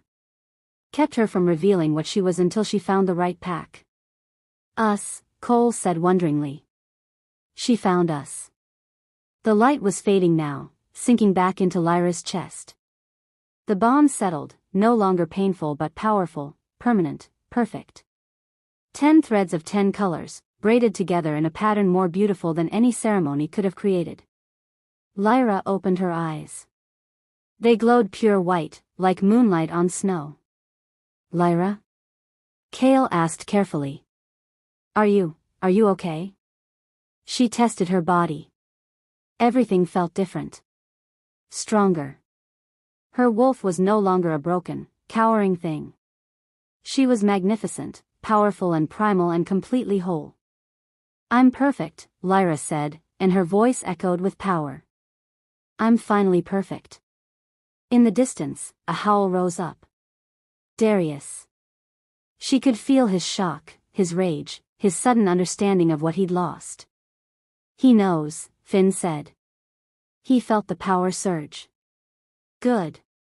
Lyra stood, and the 10 alphas immediately moved to support her, to protect her. Let him know. Let him understand exactly what he threw away. Lyra, Marcus said hesitantly. I need to tell you something. When I was with Blackwood, he said the prophecy warned that the Prime Omega would be his destruction. That's why he kept you weak. Why he's been hunting unclaimed packs. He's been looking for you all these years, trying to find you before you could awaken. Well, he failed, Zane said with savage satisfaction. Has he? Lyra could feel Darius approaching, feel his massive power rolling toward them. He's the Alpha King. He has an army. And I just learned I have these abilities 5 minutes ago. I don't know how to control them. Don't know how to fight with them. Then we teach you, Cale said. We have until dawn. That's 3 hours. Then we make them count. They tried. For the next 3 hours, the Nightshade Pack worked frantically to help Lyra understand her new abilities. She learned she could sense any wolf's location, feel their emotions, even push thoughts toward them if she concentrated. But the most terrifying ability, the one that made even her own alphas nervous, was the command. When Lyra spoke with her power behind her words, wolves obeyed. They had no choice. Their wolves simply couldn't resist. "This is dangerous," Finn said after she'd accidentally made Cole shift 3 times in a row. "If you lose control in a fight." "I know." Lyra could feel the power thrumming under her skin, eager to be used. "I'll be careful." "Careful might not be enough," Silas warned. "Blackwood is ancient and powerful. He's fought in real wars, killed hundreds of wolves. You're strong, Lyra, but you're not experienced. Then I'll have to be smart instead." Lyra looked at her 10 alphas, her pack, her mates, her circle. "Thank you. For believing in me. For completing the bond even when it could have killed me." "We'd do it again," Kale said simply. "I know." She reached out and touched his face, feeling their silver bond pulse with warmth. "That's why I'll win." Dawn broke over the forest in shades of gold and red. Darius waited at the clearing that had been chosen for the fight, his army spread out behind him like a dark sea. He looked calm, confident, like a man about to swat a fly. But Lyra could feel his unease. Could sense the fear buried deep beneath his arrogance. He knew what she was now. And he was terrified. "The Omega arrives," Darius called as Lyra entered the clearing, her 10 alphas behind her. "I felt your little power surge last night." "Impressive. But raw power doesn't win fights, Lyra. Experience does. Skill. Ruthlessness." "Then I guess we'll see which matters more," Lyra said. She stepped forward, and the morning sun caught her hair, making it shine like spun gold. She looked different than she had 3 weeks ago. Stronger. Whole. Powerful. "Last chance to submit," Darius said. "Return to me willingly, and I'll spare your alphas. Make them swear fealty instead of slaughtering them." "How generous," Lyra said dryly. "I'll pass. Your funeral." Darius began to shift, his bones cracking and reforming. Within seconds, a massive black wolf stood before her, easily twice the size of a normal alpha. Lyra's wolf surged forward, eager to meet the challenge. She felt the shift begin, and this time, it was glorious. No pain, no catching, no shattered pieces. Her body flowed like water, reforming into a wolf that made Darius's look small. She was enormous. Pure white, with eyes that glowed like stars. Power radiated from her invisible waves. Darius actually took a step back. Then he lunged. The fight was brutal and fast. Darius was experienced, clever, using techniques honed over centuries. But Lyra was something else. Something new and primal and terrifying. Every time he got close, she simply commanded, "Stop." And his wolf obeyed, freezing mid-strike. Only his sheer willpower allowed him to break free, but it cost him. Each command left him weaker, more vulnerable. "Fight fair." Darius snarled, human words from a wolf's mouth. "You never did," Lyra replied. She pressed her advantage, driving him back. But she was still learning, still adjusting to her new power.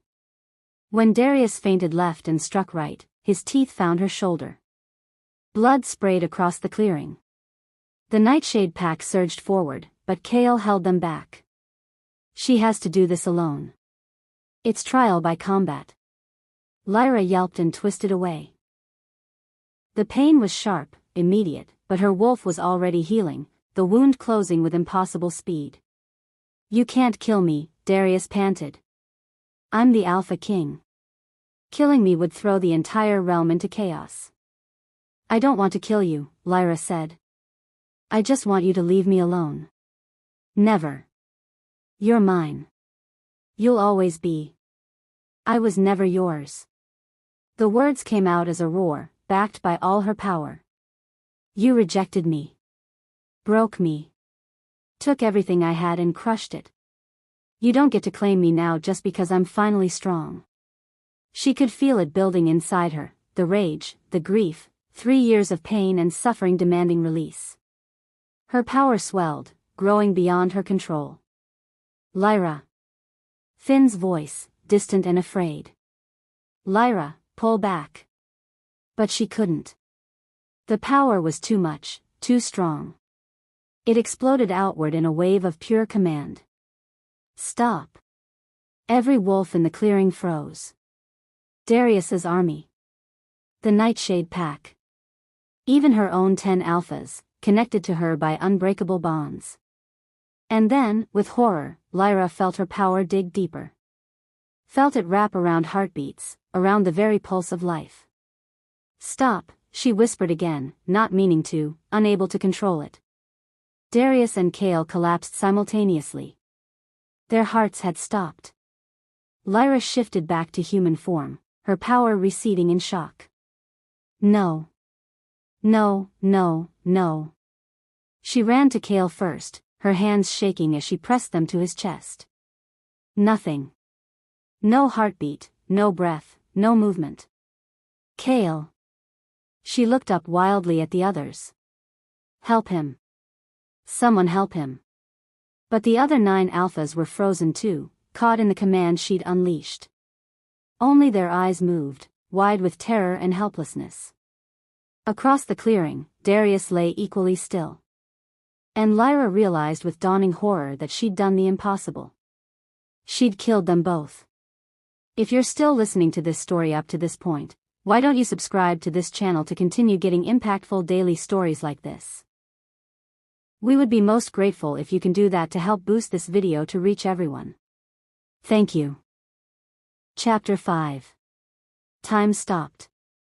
Lyra knelt between 2 bodies, Kale on her left, Darius on her right. Neither breathing. Neither moving. Their hearts silent in their chests because she had commanded them to stop. No. The word came out broken. No, please, I didn't mean. Her power had receded the moment she'd realized what she'd done, releasing the 9 frozen alphas. They surged forward as one, surrounding Kale's body. Bring him back. Cole's voice cracked. Lyra, bring him back. I don't know how. Tears streamed down her face. She pressed her hands to Kale's chest, willing his heart to start. Nothing happened. I don't know how to undo it. The bond, Finn said urgently, dropping to his knees beside her. Use the bond. Your power flows through it. Maybe you can restart his heart the same way. Lyra grabbed for their silver thread, the bond that connected her to Kale. It was still there, still strong, but it led to emptiness. To a heart that wasn't beating. Start, she commanded, pushing power down the bond. Start beating. Please. Nothing. More power, Zane said. You're holding back. If I use more, I might, Lyra's voice broke. I might hurt him worse. He's dead, Lyra. You can't hurt him worse.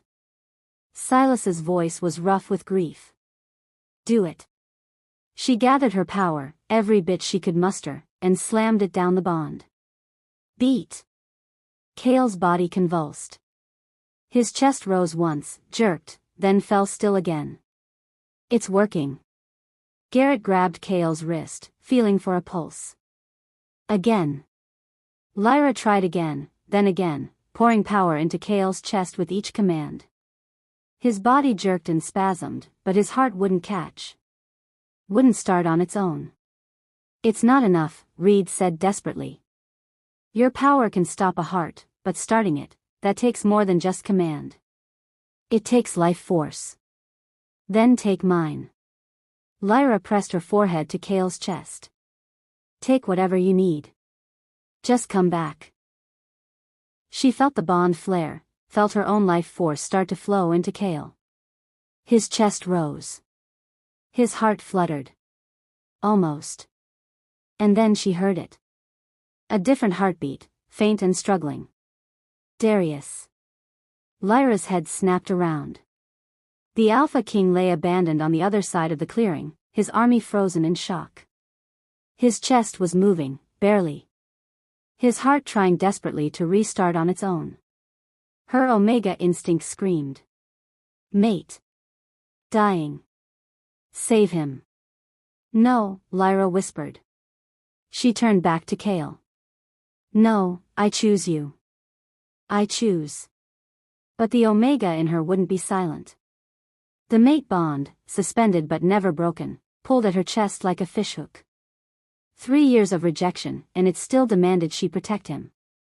Still insisted he was hers to save. Lyra. Marcus's voice, quiet and devastated.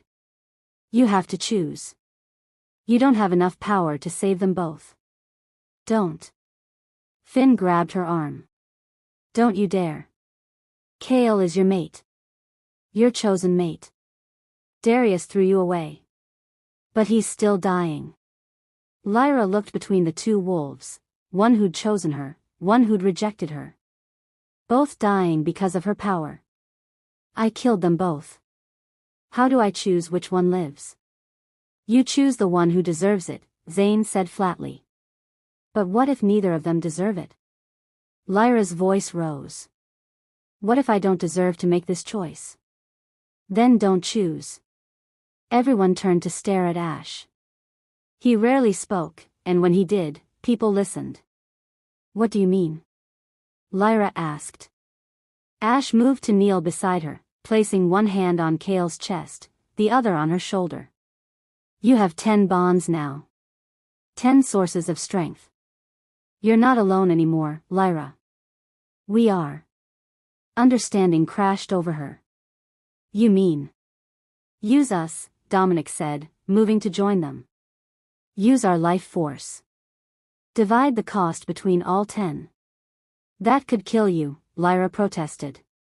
Or it could save everyone. Cole knelt beside Kale, placing his hand over Ash's. We're a pack. We share the burden. One by one, the other alphas joined them. 9 hands on Kale's chest, 9 bonds blazing bright, 9 life forces offered freely. Together, Finn said.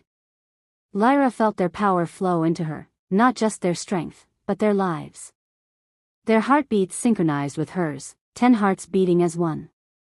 She took that combined force and split it, sending half down her bond with Kale, half across the clearing to Darius through the mate bond she'd tried so hard to deny.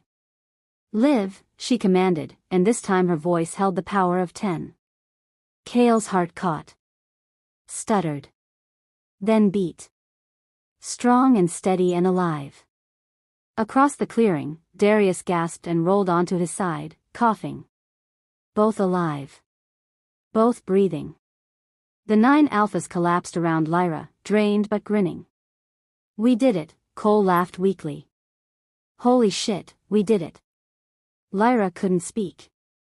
Could barely breathe. She'd saved them both. Hadn't had to choose. Her pack had given her a third option, and it had worked. Kale's eyes fluttered open. Lyra? I'm here. She helped him sit up, tears streaming down her face. I'm so sorry. I lost control. You saved me. Kale cupped her face with shaking hands. You brought me back. We brought you back. Lyra gestured to the others. All of us. Across the clearing, Darius was being helped to his feet by his army. His eyes found Lyra, and something complicated passed across his face. Shock. Understanding. And maybe, just maybe, regret. The Omega lives, someone said. Lyra turned to find a man stepping forward from Darius's army. He was tall and lean, with silver hair and cold blue eyes. She recognized him from her time with Darius, his beta, Adrian. His most trusted advisor. Adrian. Darius's voice was rough. Help me. Help you? Adrian laughed. Why would I do that? I've been trying to kill you for years. Silence crashed over the clearing. What? Darius stared at his beta. What are you talking about? Did you really think you rejected her on your own? Adrian's smile was cold. I've been in your ear since the day you met the little Omega. Whispering doubts. Planting fears. She's too weak. She'll make you vulnerable. The prophecy must be wrong. No. Darius shook his head. Those were my thoughts.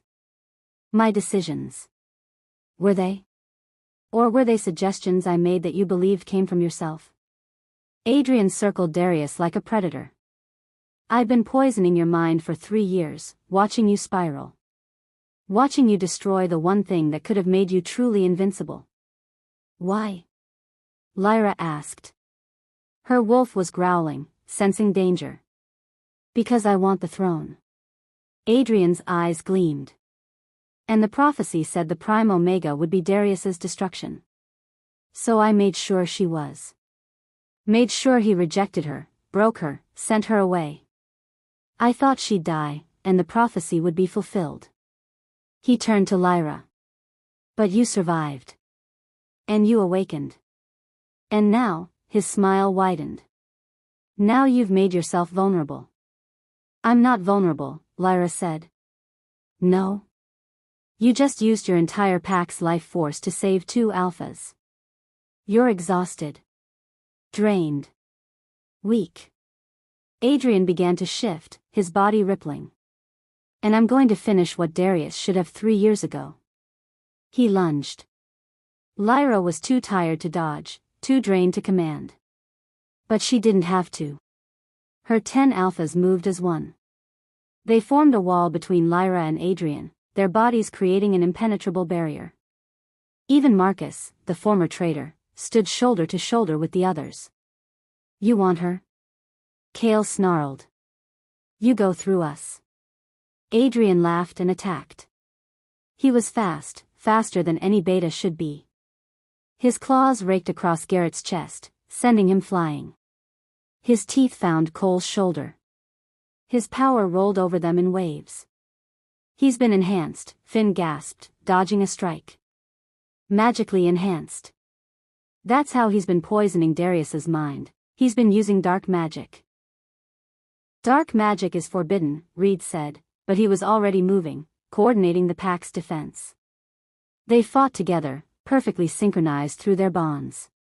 When Zane struck high, Silas struck low. When Dominic feinted left, Ash attacked from the right. They moved like parts of a single organism, anticipating each other's actions through the bond. But Adrian was stronger. Faster.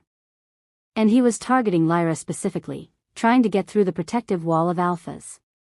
Lyra watched them fight, watched them bleed for her, and something inside her snapped. Not with rage this time. With clarity. She was the Prime Omega.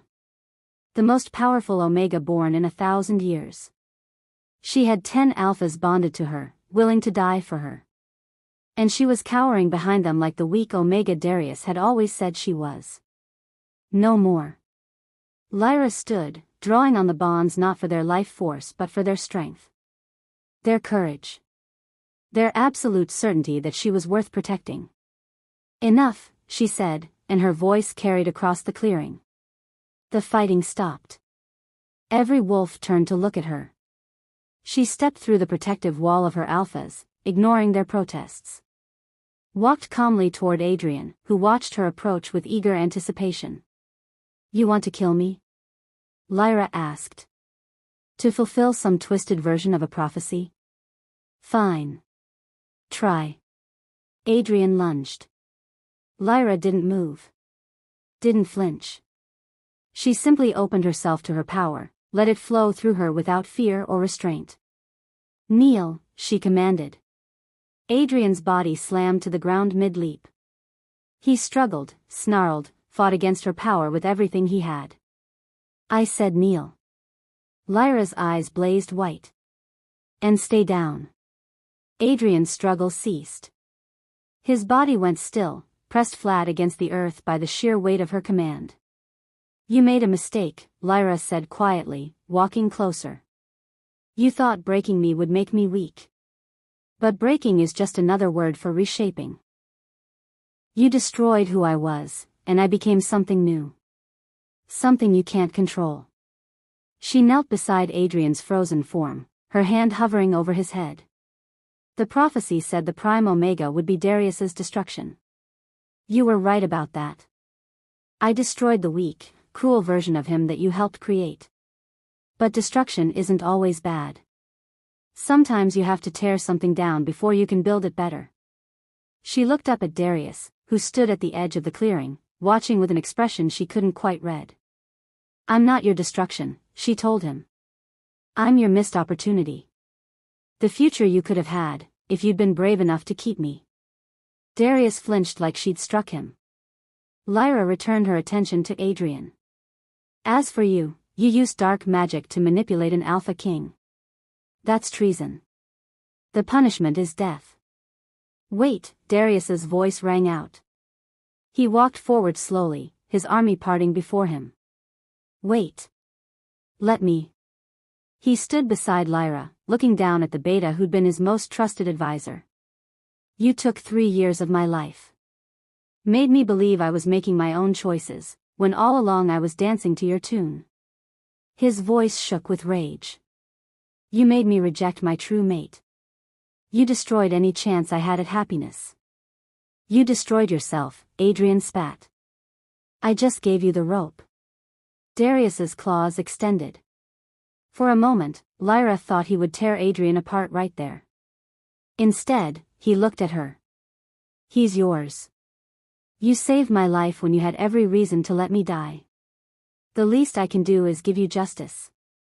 Lyra met his eyes, those amber eyes she'd once thought she loved. I don't want to kill him. Surprise flickered across Darius's face. He tried to murder you. I know. But I've had enough death. She looked at Adrian. I want him to live. To stand trial before the Council of Pax. To answer for his crimes publicly, so everyone knows what he did. So you can be exonerated. Exonerated? Darius's laugh was bitter. I still rejected you, Lyra. Dark magic or not, those words came from my mouth. But the thoughts weren't all yours. The doubts, the cruelty, he planted those. Lyra stood. I'm not saying you're blameless. You made choices. But you weren't making them freely. That matters. Darius stared at her for a long moment. Then he turned to his army. Seize Adrian. Put him in silver chains. He stands trial at the next full moon for treason, use of dark magic, and attempted murder of a Prime Omega. His soldiers moved quickly, dragging Adrian away. The beta screamed threats and curses, but Lyra had already stopped listening. She swayed, suddenly exhausted. Kale was there instantly, catching her before she fell. Easy, he murmured. You've done enough. Rest now. Not yet. Lyra looked at Darius. We need to finish this. The trial by combat. The bond. Darius's expression was unreadable. There's no need. You won. You stopped both our hearts and brought us both back. That's victory enough. But the mate bond. I annul it. Darius's voice rang out clearly, carrying to both armies. I, Darius Blackwood, Alpha King of the Western Territories, do hereby formally and completely annul the mate bond between myself and Lyra. He paused. I don't even know your last name. Thorn, Lyra said quietly. It was Thorn. Lyra Thorn. Darius closed his eyes. I reject the rejection. I sever the bond completely. And I acknowledge, before all these witnesses, that I never deserved you. That you are free of any claim I might have had. That you belong to yourself and to any pack you choose. The suspended mate bond, the thing that had haunted Lyra for 3 years, snapped. She gasped at the sensation, not of pain but of relief. Like a weight she'd forgotten she was carrying suddenly lifting. It's done, Finn said wonderingly. The bond is completely broken. Darius opened his eyes, and Lyra saw real grief there. I took 3 years from you. I can't give them back. Can't undo the pain I caused. But I can give you this, your freedom. Complete and absolute. Thank you, Lyra said, and meant it. Darius nodded once, then turned to his army. We're leaving. There will be no war with the Nightshade Pack. No retaliation. The Omega made her choice, and we will honor it. He started to walk away, then stopped. Turned back one more time. I'll do better, he said quietly, just loud enough for Lyra to hear. I'll become the Alpha you thought I was when we met. The Alpha you deserved. Even if it takes 1,000 years. Even if you never forgive me. I'll become worthy of a second chance. Darius. But he was already gone, shifting and running into the forest with his army behind him. Silence fell over the clearing. Then Cole whooped. We won. Holy shit, we actually won. The tension broke. The Nightshade Pack surrounded Lyra, laughing and crying and embracing her. She was passed from Alpha to Alpha, each one holding her tight, feeling the bond pulse with relief and joy. When she reached Marcus, he hung back, uncertain. I don't deserve to celebrate, he said quietly. Not after what I did. You came back, Lyra said. When it mattered, you came back. You helped complete the circle. You fought for me against Adrian. That counts for something. Does it count enough? Marcus's voice was small. Enough for you to forgive me? Lyra thought about betrayal and redemption. About being broken and putting yourself back together. About second chances. Yes, she said finally. It counts enough. Marcus's face crumpled. He dropped to his knees and pressed his forehead to her hands, his shoulders shaking with sobs. Lyra let him cry, one hand stroking his hair, feeling his purple bond pulse with gratitude and devotion. Thank you, he whispered. Thank you for being better than I deserve. They made their way back to the pack house as the sun rose higher. Lyra was exhausted, drained, but also lighter than she'd felt in years. Free. Whole. Surrounded by her pack. Her mates. That night, they held the proper bonding ceremony. Not the desperate, rushed version from the barn, but something sacred. Something permanent. Finn had prepared everything correctly this time, candles and sage, silver bowls and ancient symbols. They gathered in the main room, all 11 of them, and spoke the old words. Each Alpha offered their bond with full knowledge of what it meant. Forever. No breaking, no severing, no walking away. And Lyra accepted them all. The bonds that had formed in desperation solidified in love. 10 threads of 10 colors, braided together in her chest, connecting her to these 10 remarkable Alphas who'd saved her life and given her a reason to live. When it was done, Lyra felt different. Not just healed, but transformed. She was part of something now. Something bigger than herself. The first Prime Pack in recorded history. They celebrated through the night, eating, drinking, laughing. Sharing stories and making plans. They'd have to register with the Council of Packs, establish their legitimacy, navigate the political nightmare of being a completely new pack structure. But that could wait. For now, they were just together. Whole. Happy. Lyra found herself on the front porch as the others started to drift to bed. The forest was peaceful, the moon bright overhead. She pressed a hand to her chest, feeling the 10 bonds pulse with warmth. You okay? She turned to find Cale behind her. He looked tired but content. More than okay, she said. I keep waiting for something to go wrong. For this to be too good to be true. It's not. Cale wrapped his arms around her from behind, his chin resting on her shoulder. This is real. We're real. And you deserve every bit of happiness you feel. Lyra leaned back against him, safe and warm and home. I love you, she said quietly. All of you. Is that strange? No. Kale pressed a kiss to her temple. It's a prime bond. You're meant to love us all. Just like we're meant to love you. All 10 of you love me? Completely. Devotedly. Eternally. Kale turned her to face him. You're our Omega. Our mate. Our queen. Queen? Lyra laughed. I'm not a queen. Yes, you are. Kale's expression was serious. The Queen of Wolves. The Prime Omega. The most powerful Omega born in 1,000 years. If that's not a queen, I don't know what is. Lyra started to respond, then froze. Her hand went to her stomach. What? Kale asked immediately. What's wrong? I don't. Lyra's eyes went wide. Kale, I think I'm. She didn't need to finish. He felt it too, through the bond. The change in her scent, the shift in her energy.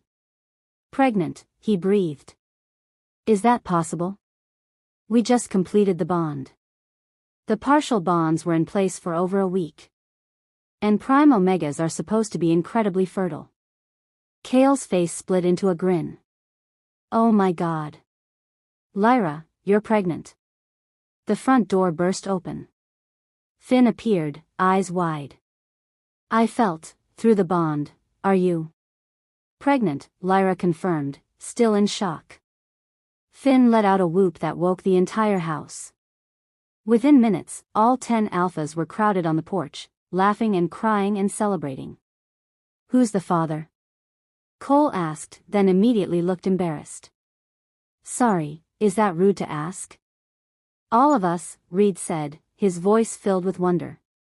It's a prime bond. The children will carry all our bloodlines. They'll be something the wolf world has never seen. Children? Lyra's voice rose. Plural? Prime omegas usually have multiple births, Finn said apologetically. I probably should have mentioned that. Probably. Lyra laughed, slightly hysterical. I'm going to have multiple magic babies with 10 fathers. This is insane. This is perfect, Kale corrected, pulling her close. This is everything. And looking around at her 10 alphas, her 10 mates, her pack, her family, Lyra realized he was right. 3 years ago, she'd been rejected and broken. Left to die in the snow. Now she stood surrounded by love, carrying new life, more powerful than she'd ever dreamed. The Prime Omega. The Queen of Wolves. Lyra Thorne. And this was just the beginning. Far away, in the Alpha King's palace, Darius stood at his window, staring at the moon. He could still feel the echo of what he'd lost. The bond that could have been. The mate who'd been perfect, and he'd thrown her away. I'll do better, he whispered to the night. I'll become worthy. Even if it takes 1,000 years. Even if you never forgive me. He turned from the window, his jaw set with determination. He'd been broken by dark magic and his own weakness. But breaking was just another word for reshaping. And Darius Blackwood was going to reshape himself into someone worthy of a second chance. Even if that chance never came. Even if he had to wait forever. Some things were worth the wait. The end. Thank you for watching this video. Subscribe, like and share this video to continue listening to this type of story daily and also, to appreciate this community too. I would like to hear your wonderful opinion about this story. Please comment below.